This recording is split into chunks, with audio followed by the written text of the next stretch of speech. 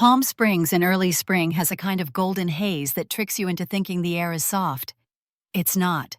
The desert sun has teeth and it bites through silk lace, and even the most expensive SPF money can buy. The resort Olivia chose for her wedding sat like a jewel against the mountains, a five-star monument to curated perfection, white silk drapes billowing in the breeze, blush-colored roses shipped in overnight from Ecuador, crystal chandeliers strung between imported olive trees. It was the kind of place where nothing, absolutely nothing, was left to chance. Except apparently me. I had barely stepped past the valet, still adjusting the strap of my purse, when a manicured hand latched onto my wrist. It was firm, cold, and familiar. "Madeline, we need the Phantom, now." Margaret Winthrop didn't greet. She summoned. Her tone was low but sharp enough to draw blood. To anyone passing by, it might have looked like a warm reunion between a mother and daughter on her younger child's big day. But I knew better. My mother had the uncanny ability to make even love feel like a subpoena. I pulled back just enough to make her loosen her grip. "The Rolls is in Seattle, Mom. It's in the middle of the Turner campaign shoot. It's not available." Her eyes, Winthrop steel gray, narrowed to slits. "Make it available. Olivia's day needs to be perfect." Perfect. That word. In my mother's vocabulary, perfect meant control. It meant every photo, every angle, every breath aligning with the image she'd spent decades manufacturing. The car wasn't just a car. It was a symbol, the family's crown jewel, gleaming chrome and cream leather, with the Winthrop crest stitched into the headrests. In her mind, my refusal wasn't a scheduling issue. It was treason. I started to explain about the signed contracts, the legal ramifications of pulling the car without notice. Her gaze slid over me like I was speaking in another language. "Do not ruin this for your sister," she said, voice tightening with every syllable. And then in one swift motion, she slapped me. It wasn't the kind of movie slap where the camera cuts away. This was sharp, audible, and real. The crack of her palm against my cheek sliced through the sound of clinking champagne glasses and light conversation, pulling the eyes of at least a dozen nearby guests. I could see them watching the tilt of heads, the narrowing of eyes, the quick exchange of whispers. I didn't flinch, not outwardly. Inside, something coiled tight in my chest, the same cold weight I'd carried since childhood. That sting wasn't new. Mom Olivia's voice floated toward us, soft but staged. She appeared in a swirl of ivory lace and tulle, her cathedral-length veil trailing behind her like a declaration of victory. She put one delicate hand on my mother's arm. "Stop, people are watching." Her tone was feigned concern, but her eyes were bright, sharp, and satisfied.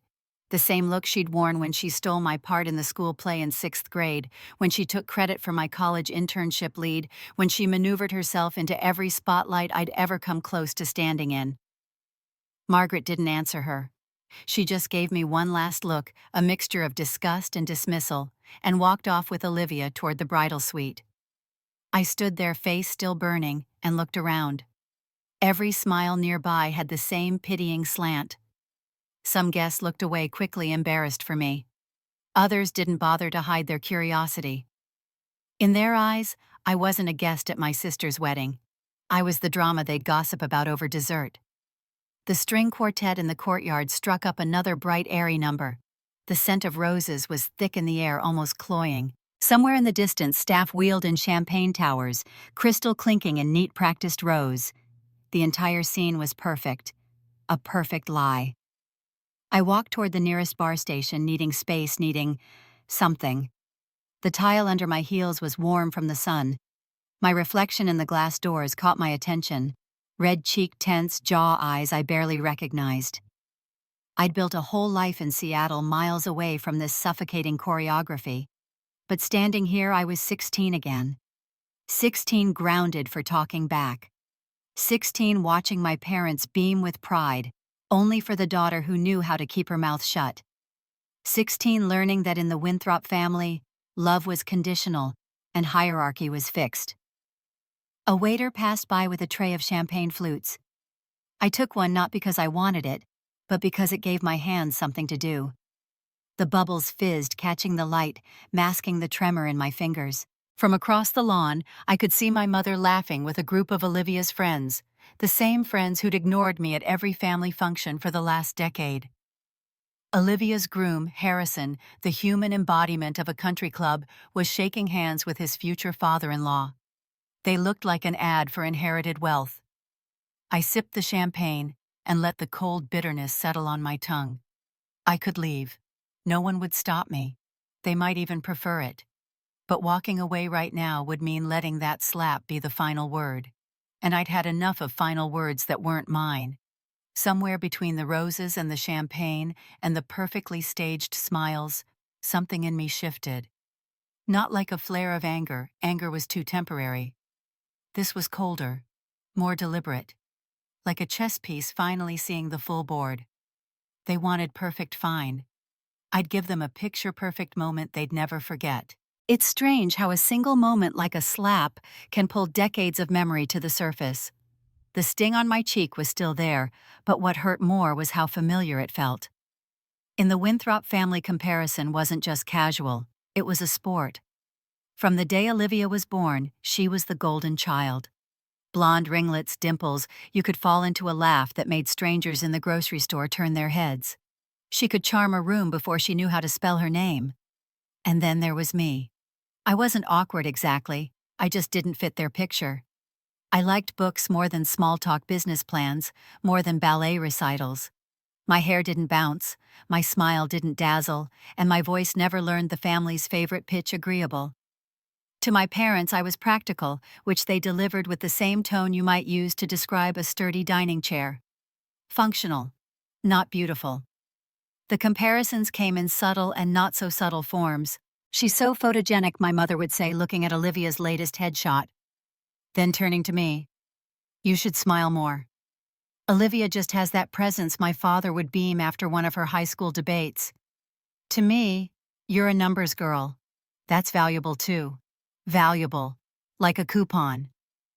I think the first real fracture happened on my 16th birthday. My parents had promised a family dinner. I spent the day in a new dress, hair curled, makeup done.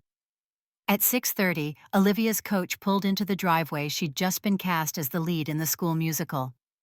The dinner was postponed so the family could celebrate her big moment. We never rescheduled.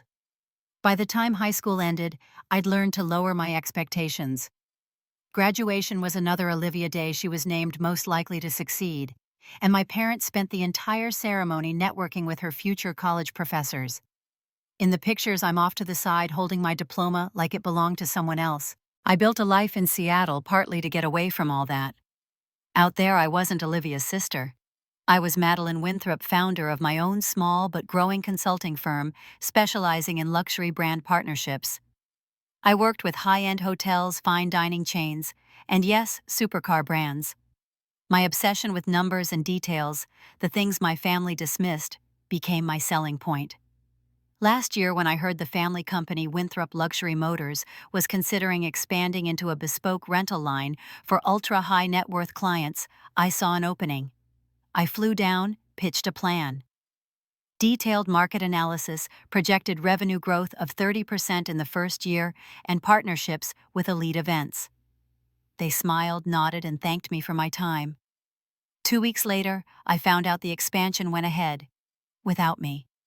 No credit, no phone call. Just Olivia's face in the press release as Director of Brand Experience. My father told me it was a strategic image decision. Translation: she photographed better with a Ferrari. It's easy to call moments like that one-offs when you want to avoid the truth. But they weren't one-offs.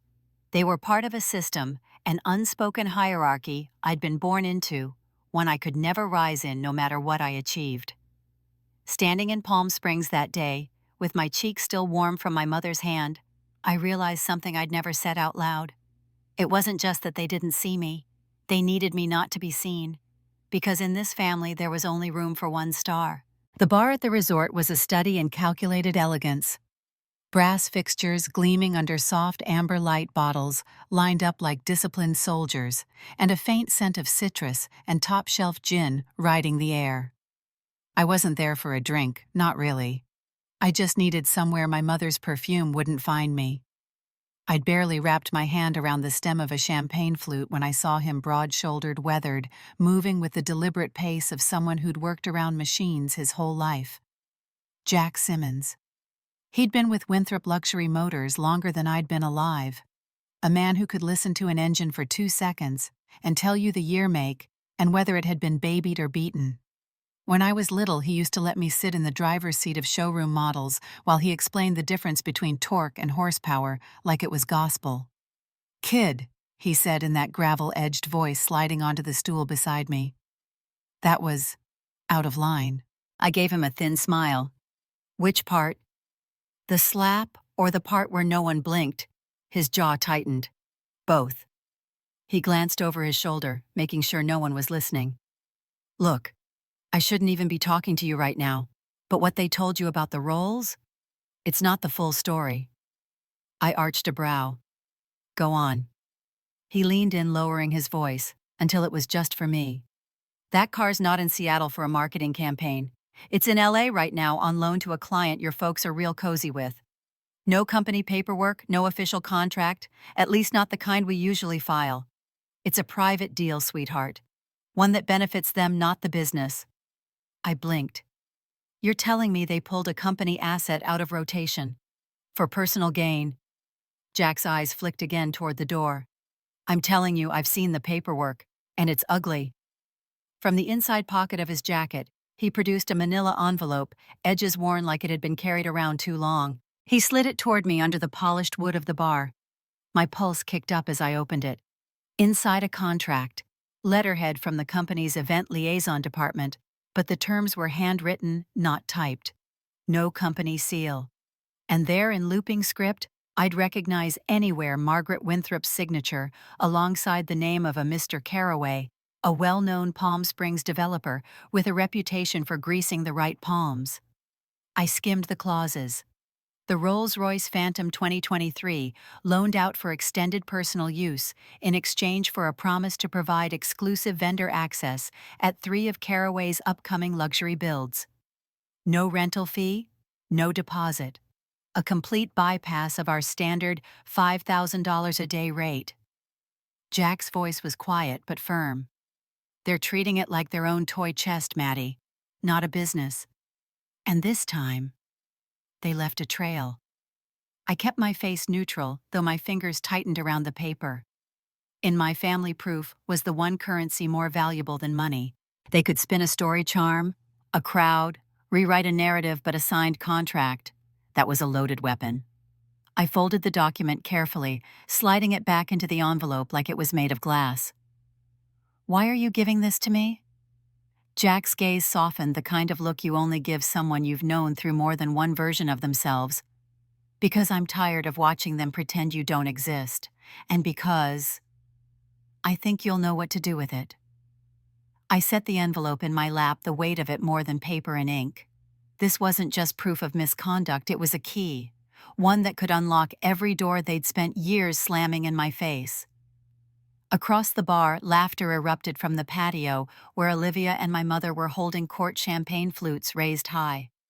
My cheeks still burned, but now beneath the heat, something sharper pulsed, cold, deliberate, electric. For the first time in years, I wasn't standing on the outside looking in. I was holding something that could flip the entire board, and I had no intention of playing nice. The reception was winding down when I slipped out to the terrace, trading the hum of conversation for the cool bite of desert air. Inside, Olivia was still the center of gravity, her laugh carrying over the music, the train of her gown fanning across the dance floor like she'd been born in it. I wasn't in the mood to watch the victory lap. That's when I saw her, Eleanor Whitmore, my grandmother. Most people in the family only referred to her as Mother, in that careful tone reserved for royalty or temperamental investors. But she'd always been Eleanor to me. Sharp eyes, silver hair pinned like a statement, and a way of dressing that made every photograph look like it belonged in an art book. Tonight was no different, deep navy silk diamond earrings that caught every strand of light. She walked straight toward me, her heels making the kind of click you couldn't ignore. Madeline. The way she said my name flat, unhurried, told me she'd seen everything. "I'm fine," I said automatically. Her gaze didn't waver. "No, you're not. And I don't need you to pretend with me." She reached into her clutch and pulled out a small leather folio, tucking it under her arm before resting both hands on the terrace railing. "I watched her slap you. In public. In front of half this town's gossip chain. Your mother's forgotten something important, something I never told her." I turned toward her. "Which is, I own a piece of Winthrop Luxury Motors," she said, as if she were discussing the weather. "Legally. 10% outright from the initial investment, and another 5 through a holding company. Your father doesn't know. Your mother would combust if she did." The words landed like a quiet detonation. She opened the folio and slid a document toward me, formal embossed, already notarized. "I'm transferring my stake into a living trust. You'll be the sole beneficiary. And the Rolls-Royce Phantom, consider it part of the gift." I blinked. "You're giving me the car. I'm giving you the ability to use it legally, publicly, and without asking anyone's permission." She straightened the diamonds at her ears, glinting under the terrace lights. "And with 15% of the company in your name, you'll have more than just a set of keys. You'll have a seat at the table they've kept you away from." I opened the folder. Inside was the living trust agreement, the vehicle title already reassigned, and an addendum outlining the share transfer. All it needed was my signature. Why, I asked, because generosity like this didn't happen without a reason. Her eyes softened just enough to remind me there was blood between us. "Because I'm tired of watching them waste what I built. And because you're the only one in this family who understands that wealth is a tool, not a performance." The desert breeze carried the faintest scent of roses from the reception hall. Somewhere inside, my mother was probably telling the story of her perfect day. Out here, I was holding a pen, a contract, and an opportunity she couldn't spin. Eleanor placed a hand on mine. "When you make your next move, make it so public they can't pretend you don't exist. I'll make sure the law is on your side." I signed. Not with a flourish, but with the steady, deliberate stroke of someone who knew the value of a signature. Mini climax. I left that terrace knowing I now had 2 things my family never wanted me to have: proof and power. And soon, I'd make sure everyone saw both. Seattle rain has a way of making every conversation feel like a conspiracy. Low light, the steady hiss against the windows, the air thick enough to keep your words between you and the person across the table. Jack and I met at our usual spot, a tucked-away cafe 2 blocks from my office, where the espresso was strong enough to pass as jet fuel. He was already there when I walked in, nursing a black coffee and scanning the room like he was expecting someone to follow me. When I slid into the booth, he didn't bother with small talk. So he said, leaning forward, "You've got the car, you've got shares in the company, and you've got a contract that could sink their PR overnight. What's the play?" I stirred my coffee, watching the swirl. Not a public smear. That's their style, ugly and loud. I want something elegant. Something that looks like success, not retaliation. Jack smirked. "The kind of revenge you can frame on the wall." "Exactly." He tapped his fingers against the table, thinking. "Then you need the right stage. Somewhere they can't ignore you, where the press will be rolling before they realize they're clapping for the wrong Winthrop." I raised a brow. "Go on." "The LA Luxury Auto Gala," he said. "Annual industry event.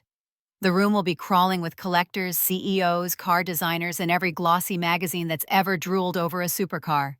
They love a spectacle. You show up there in the Phantom, your Phantom, and you're not just in the room, you're the story." It was the perfect setting, high-profile, prestigious, impossible for my family to dismiss without looking petty. But I needed more than just an invite. I needed the kind of spotlight that would make them choke on their champagne. Jack took a sip of coffee. "David Turner runs it. Old-school dealmaker. If he likes you, you're in. If he doesn't..." He shrugged. "You're waiting in the valet line with everyone else." I didn't know David personally, but Eleanor did. One call later, I was patched through to his assistant, and within the hour on a Zoom call with the man himself. Turner had the voice of someone used to auctioning yachts, and the posture of a man who never rushed for anyone. "I've heard of you," he said, eyes narrowing slightly as he glanced at the documents Eleanor had sent ahead. "You're the Winthrop the press hasn't met yet." "Until now." I replied. He leaned back in his chair. We have platinum sponsors lined up, but diamond sponsors. That's a different tier center stage name on the program first vehicle in the showcase.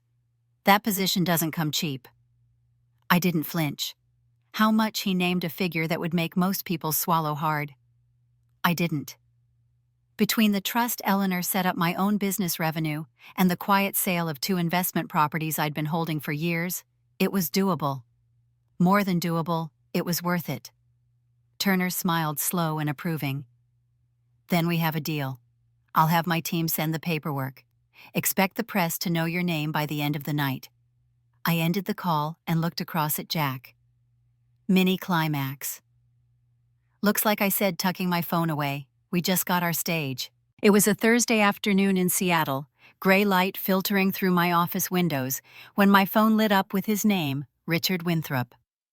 I stared at the screen for 3 rings, the way you might study a spider in the corner, calculating whether you wanted to deal with it now or let it linger. I answered on the 4th. Madeline. His voice was clipped, every syllable pressed into place like it had been ironed. That tone, half boardroom, half courtroom, wasn't unfamiliar.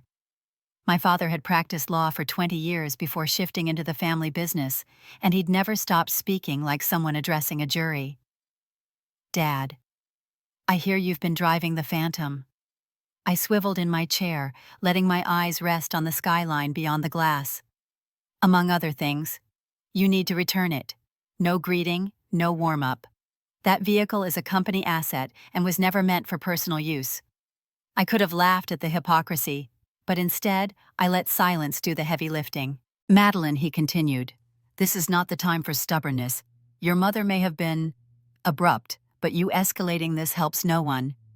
Escalating. Interesting choice of word, considering I'd barely scratched the surface. I'm not returning the car, I said evenly. There was a pause, short, sharp, the kind that carried heat. You are playing a dangerous game. Am I? His voice dropped into that low, deliberate register he reserved for cross-examinations. If you make this bigger than it needs to be, if you involve the press, or do anything that could harm the Winthrop brand, I will have no choice but to pursue legal action. Against you. I almost smiled. There it was, the family reflex. Threat first, reason later. Legal action, I repeated. For what exactly? For misappropriating company property. For breach of fiduciary duty. For defamation if it comes to that. Each phrase landed like a gavel, crisp and final, meant to intimidate.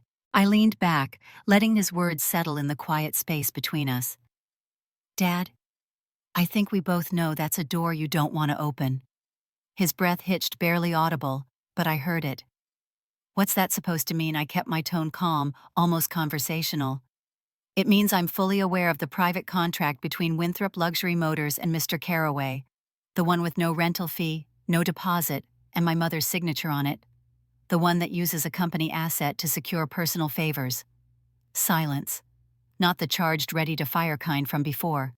This one was heavier. A silence of recalculation. I see Jack's been talking, he said, finally, his voice losing just enough of its edge to confirm I'd hit the mark.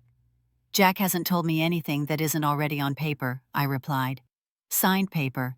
The kind that doesn't need much explaining in a courtroom. Another pause. I imagined him in his study back in Palm Springs, surrounded by leather-bound law books and framed golf course photographs, gripping the phone just a little tighter. My father prided himself on always having the upper hand in a conversation. This was new territory for him, being reminded someone else could hold the cards. You wouldn't, he said, but it lacked conviction. I wouldn't. What, use that against your own family? I let out a quiet breath, one he couldn't decide was amusement or disbelief. Family uses family every day, Dad. You've just never been on the receiving end. He started to say something, stopped, then tried again. What do you want? The question was honest, but the subtext wasn't. What he meant was, what will it take for you to drop this without making me look bad? I want control of what's mine, I said. That includes the Phantom. The shares Eleanor transferred and my right to decide how they're used. I'm not your junior associate, Dad. I'm not here to take instructions." The weight of my words hung there. For the first time in the call, I heard the faint creak of his leather chair, the shift of someone sitting back, retreating, not because they agreed, but because they didn't yet know the angle of attack. "Madeline," he said slowly, "you're making a mistake if you think this ends well for you." Maybe I answered. Or maybe I've been preparing for this my entire life without realizing it.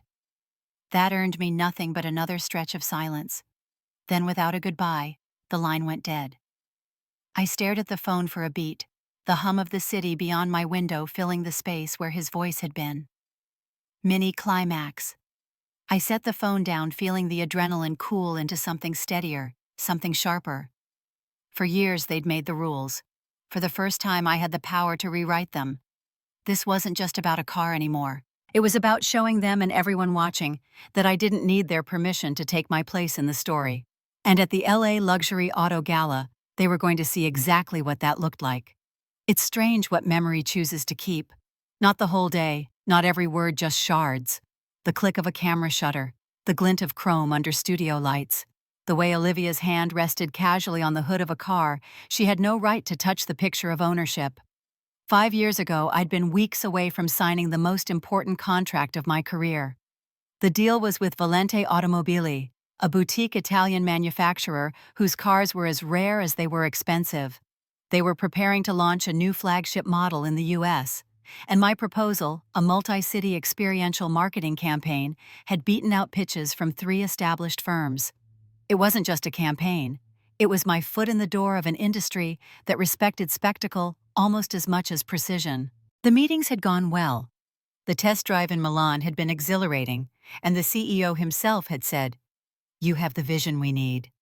I'd flown home buzzing with the kind of optimism you can't fake. Then Olivia showed up. I didn't know she'd been in talks with Valente until the morning I walked into the firm's downtown showroom for what was supposed to be our final contract signing. The air smelled faintly of leather and espresso, the lighting warm against polished tile floors. I spotted the car, sleek gunmetal gray, its body lines like brushstrokes, and then I saw her. Olivia, in a red silk dress that clung like she'd been poured into it, leaning against the driver's side door. She was laughing at something the marketing director said, her posture loose and familiar, as though she belonged there. And beside her, on a small pedestal, was a sign, Brand Ambassador, Olivia Winthrop. I didn't need to ask what happened, but I did. The answer was brutal in its simplicity. "Your sister offered us more exposure," the marketing director said, with the kind of polite regret that only comes from people who have already moved on. "She's got twice your following, and her social media engagement is, well, you understand. Exposure. A word that can't be quantified, but somehow always justifies betrayal." Later I'd learn the rest. Olivia had reached out to Valente through a mutual contact offering to front their launch for a fraction of my proposed budget, with the promise of high-profile photo shoots, influencer tie-ins, and a series of casual appearances in LA and Monaco. She undercut me not just on price, but on narrative, turning my carefully constructed vision into a prop for her personal brand. The contract was never signed. The campaign evaporated. And a month later, glossy spreads of Olivia draped across the hood of that same gunmetal flagship appeared in Lux Drive and Modern Motors, with captions calling her the fresh face of Valente in America. I went to one of those launch parties. I told myself it was to network, but the truth is, I couldn't stay away from watching what had been mine play out without me. Olivia worked the room like she'd been born in front of a flashbulb, every laugh perfectly timed, every anecdote just self-deprecating enough to seem charming. She posed for photos with executives, fans, even the valet staff. And when she finally slid behind the wheel for the evening's final shot, she caught my eye across the crowd and smiled. Not the warm sibling kind of smile. The you'll never catch up kind. I didn't sleep much that night. I lay in bed replaying the moment the marketing director explained their decision, the sound of Olivia's laughter echoing like a taunt. That was the first time I truly understood what she was capable of when something she wanted was in my path. And I swore to myself next time she wouldn't just lose the prize. She'd feel the vacuum of the spotlight when it swung away, cold, sudden, absolute. Back in the present, as I sat at my kitchen counter in Seattle, the memory still had edges sharp enough to draw blood. I could almost hear the faint hum of the showroom lights, see the way her reflection bent across the car's polished surface, her image and mine never overlapping. This time it would be different.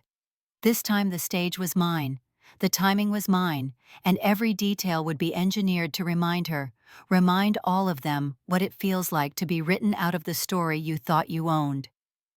The LA Luxury Auto Gala was weeks away, and the guest list was already shaping up to be a who's who of the industry legacy brand, executives, celebrity collectors, journalists who could turn an image into a headline overnight. Olivia's circle would be there, of course. Part of their social orbit overlapped with the event's natural gravity, which meant she'd be in the audience when I rolled in at center stage. That thought alone lit something in me, not anger, not exactly. Something colder, cleaner. Precision. Jack understood it too. When I told him the story of Valente, he didn't interrupt, didn't try to soften the edges. He just nodded slowly and said, "Then let's make sure she's looking right at you when it happens." The first planning session felt less like a meeting and more like a blueprint for a precision strike. David Turner, all tailored navy and silver cufflinks, leaned over the long walnut conference table in his downtown LA office, sketching bullet points on a legal pad in handwriting that looked like it belonged in a century-old ledger.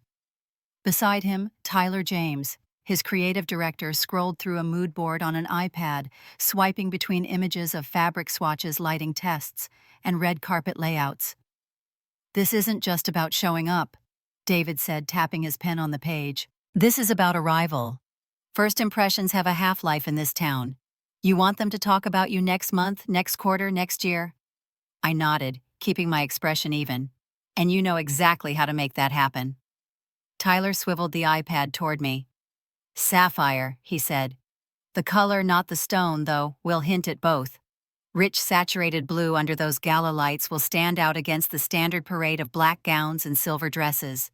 Pair it with the Phantom's deep midnight finish, and you've got visual synergy. People won't just see you, they'll remember the image." David added, "And the car is not just a prop, it's the stage extension. You step out, the cameras follow, and the press already has the headline written before you even reach the first interview." The plan took shape in layers. I'd arrive at the gala precisely 20 minutes after the red carpet opened, late enough for the crowd to swell early enough to ensure the media pen was still alert. The Phantom would glide up to the main entrance, every inch polished to a mirror. The valet exchange would be quick, seamless, choreographed. I'd step out in that sapphire gown, the fabric catching the light like rippling water, and pause just long enough for the shutters to pop in unison. Then there was the speech.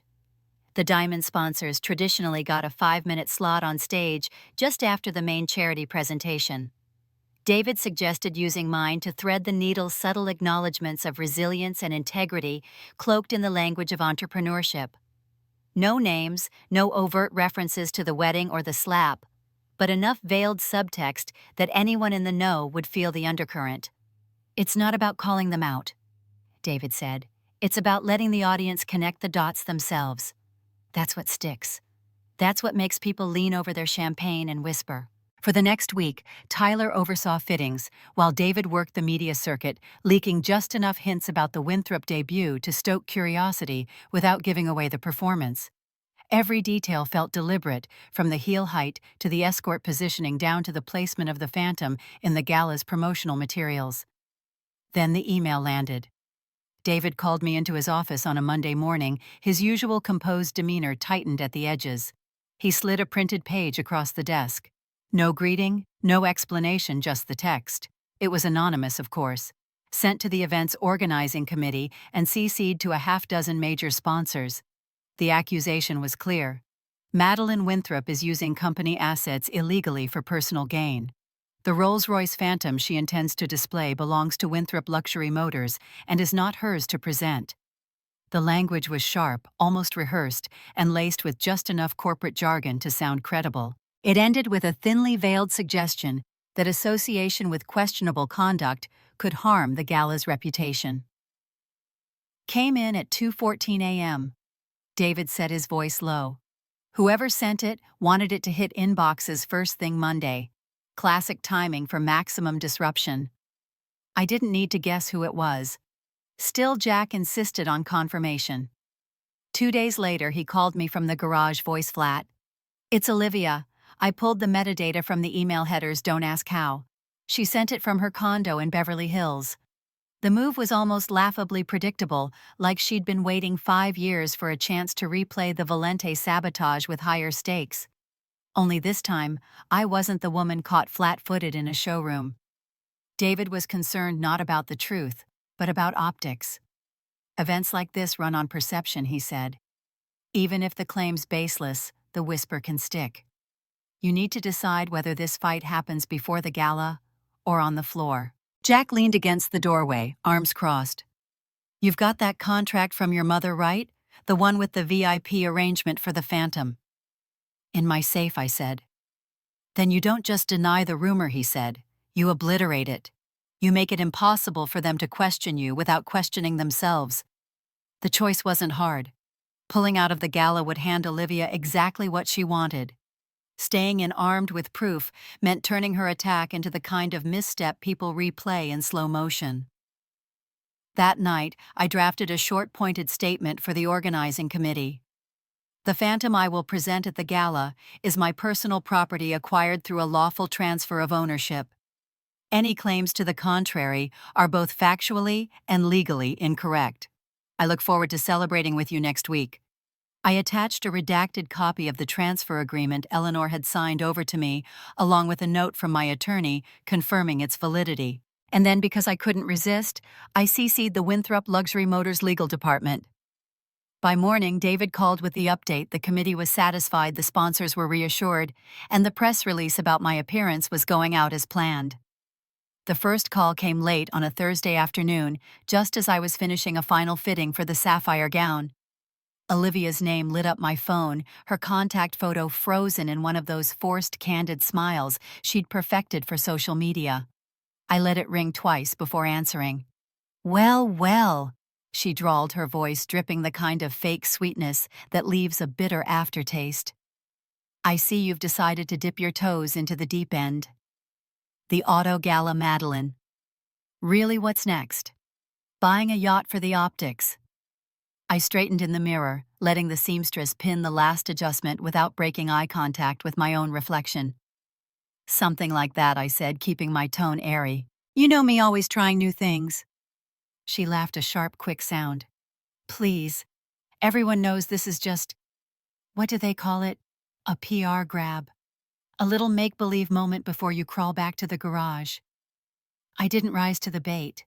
Instead, I matched her rhythm, almost conspiratorial. "You're probably right. But hey, if it gets me in a few photos, maybe it's worth it." There was a pause. I could almost hear her leaning back in her chair, filing the words away. "So, you admit it's just for show?" "Sure," I said lightly. "Just for show." She hung up, not long after, clearly satisfied she'd extracted the confirmation she wanted. 2 days later, the information came back to me through a more circuitous route. An overheard comment at a charity brunch, a forwarded text from an acquaintance who moved in the same circles as my mother. Olivia had told Margaret that I was putting on a pageant, nothing more than smoke and mirrors. It wasn't hard to imagine the conversation that followed. My mother's skepticism, my father's cold, strategic silence, Olivia's animated recounting of my admission. By Sunday evening, the picture was clear. The Winthrop family had decided to attend the gala. Not to support me, of course, but to watch, waiting for the moment they could turn my appearance into another family anecdote about my overreaching ambition. I pictured them in the crowd, dressed to the nines, their smiles fixed and shallow, as they whispered to their companions, just waiting for me to falter. They'd be in the perfect position to catch every camera flash, every syllable of my speech, every detail of the Phantom's debut. Jack caught wind of it before I could tell him myself. He called while I was reviewing the final seating chart with David. "You know they're coming, right?" "I know," I said, flipping a page without looking up. "You're not worried?"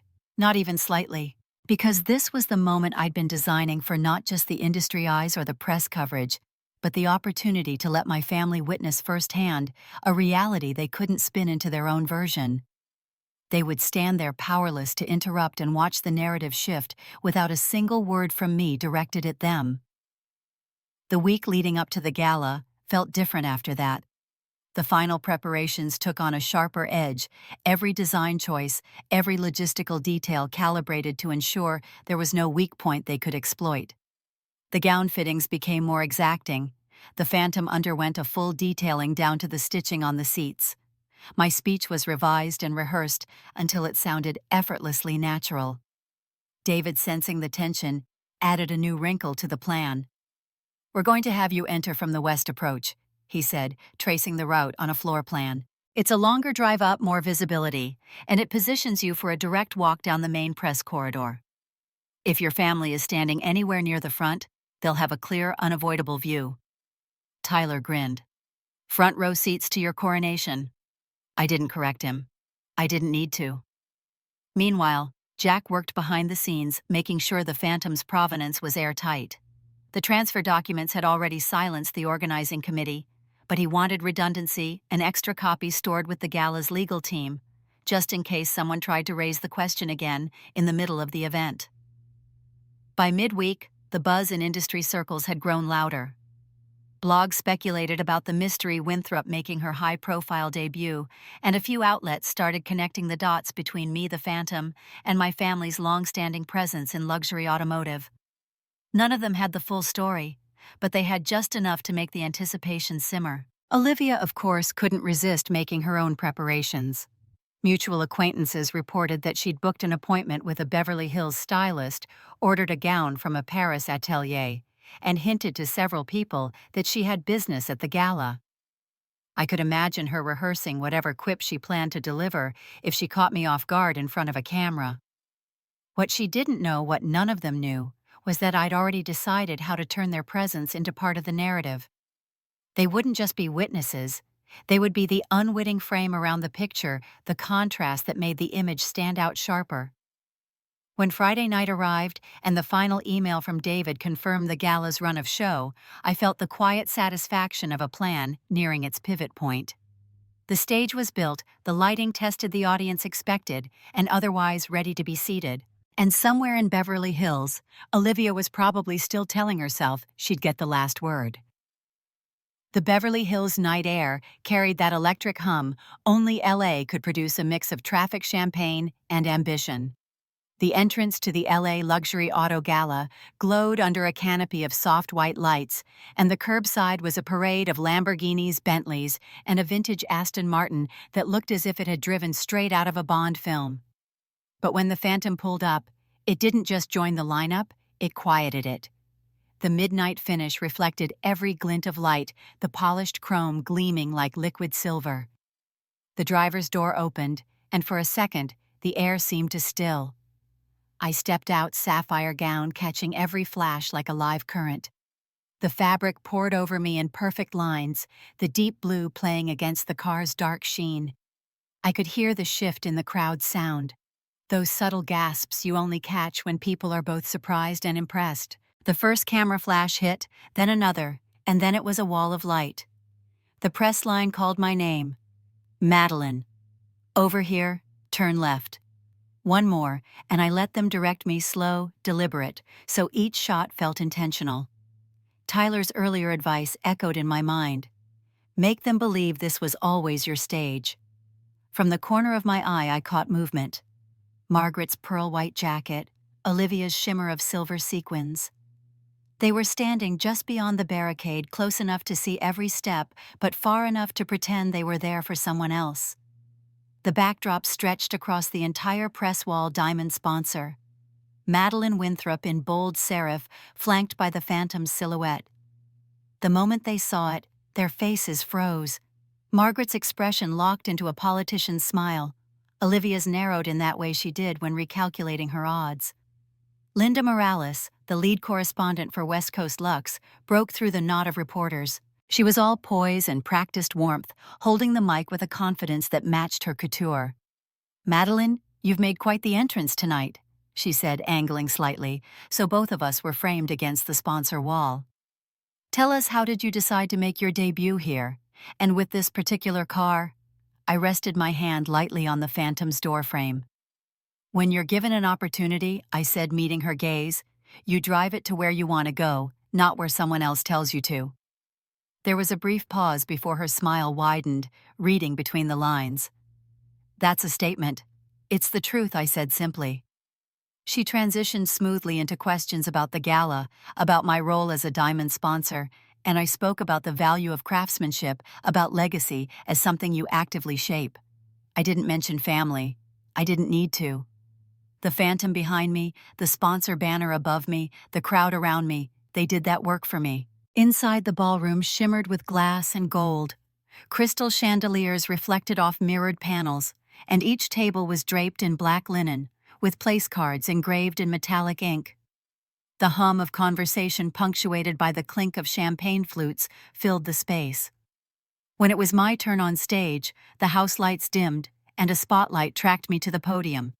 I could see them in the audience now, Margaret back ramrod straight, Richard arms crossed, Olivia lips pursed into a polite half-smile that didn't touch her eyes. Good evening. I began, letting the silence stretch a moment longer than usual.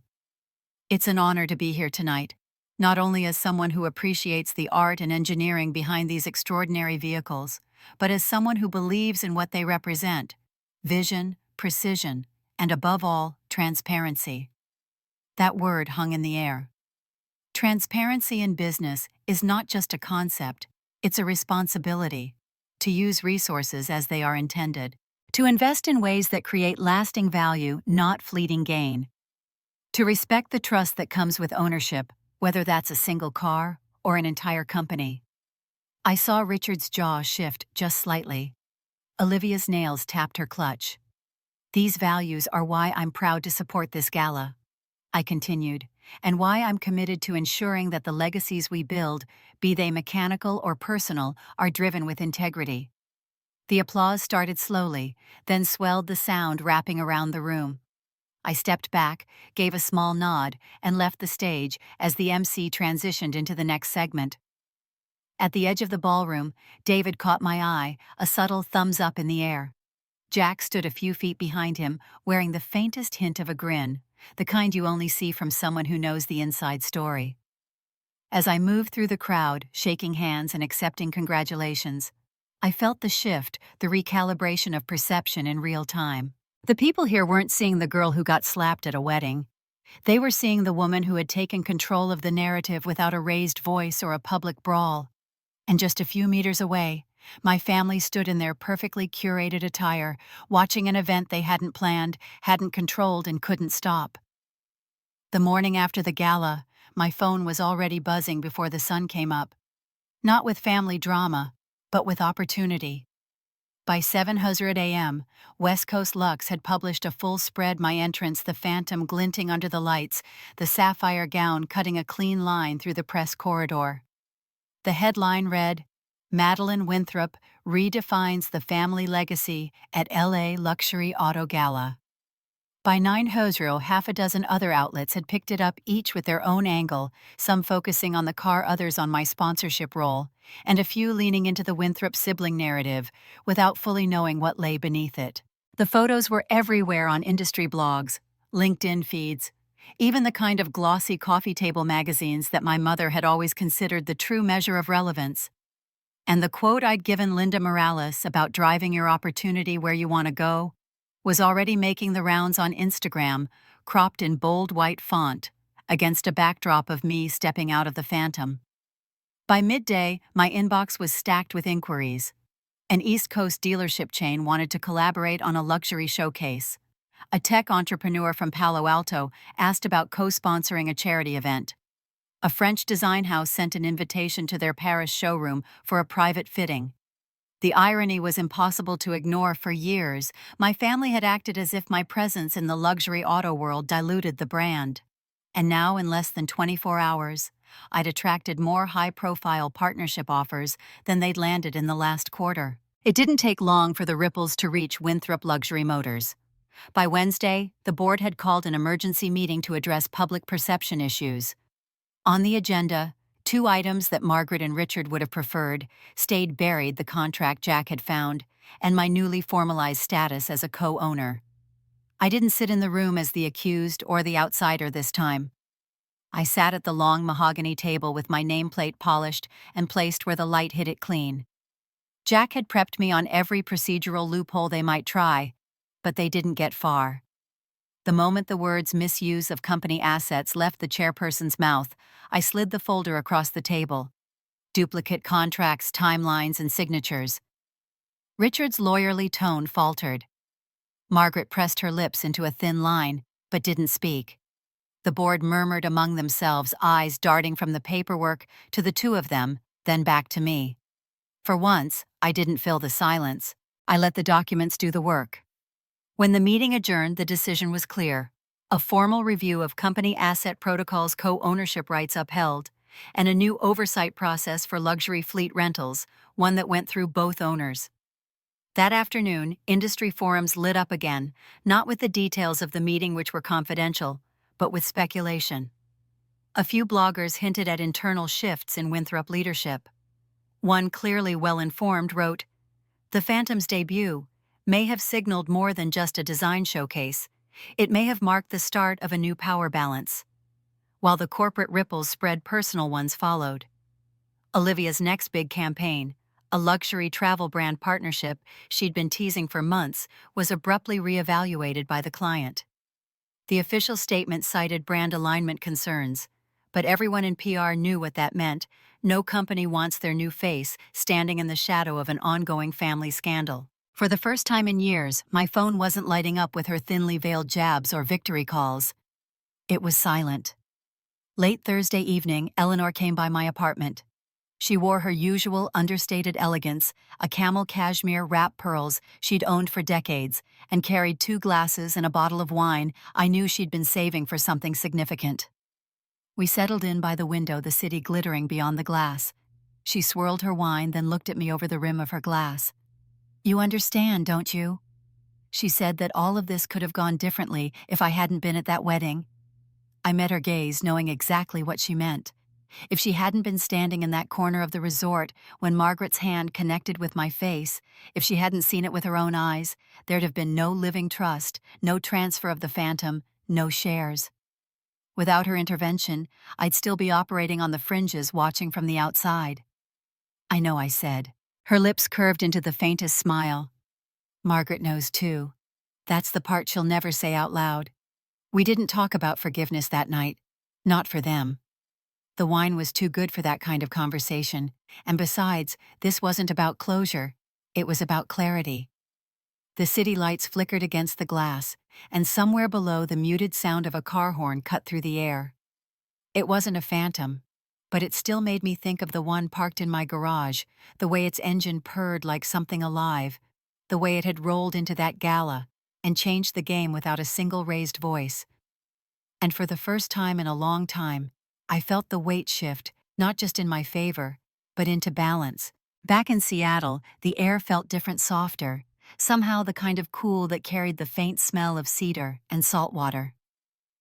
I drove through the quiet streets toward Eleanor's house, the Phantom gliding over wet pavement, the city lights smearing into gentle ribbons in the windshield.